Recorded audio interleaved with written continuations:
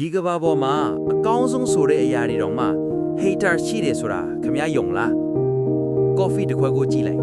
တချို့ကဒီအရာကိုမနှက်ခင်းရအသက်လို့တင်စားကြတယ်ဒါပေမဲ့တချို့ကြတော့လေခါလိုက်တာကွာဆိုပြီးမျက်နှာမဲကြတယ်ဒူးရင်တီကိုကြည့်လိုက်တချို့ကတစ်တီးရီရဲ့ဘယင်မာဆိုပြီးတန်ဖိုးထားစားကြတယ်ဒါပေမဲ့တချို့ကြတော့လေအဲ့ဒီအနံ့ကိုရတာနဲ့နှာခေါင်းပိတ်ပြီးထွက်ပြေးကြတယ်ခင်ဗျားဘဝလေဒီလိုပါပဲခင်ဗျားရဲ့ရိုးသားမှုကိုတချို့ကရွှေလူတန်ဖိုးထားကြလိမ့်မယ်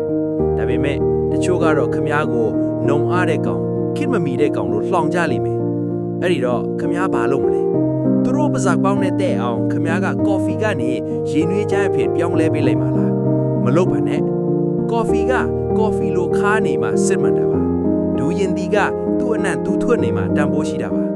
ခင်ဗျားကိုမကြိုက်လေသူတွေအတွက်ခင်ဗျားရဲ့ original taste ကိုမပြောင်းလဲလိုက်ပါနဲ့သူတို့မကြိုက်တာသူတို့ပြဿနာပါခင်ဗျားပြဿနာမဟုတ်ဘူး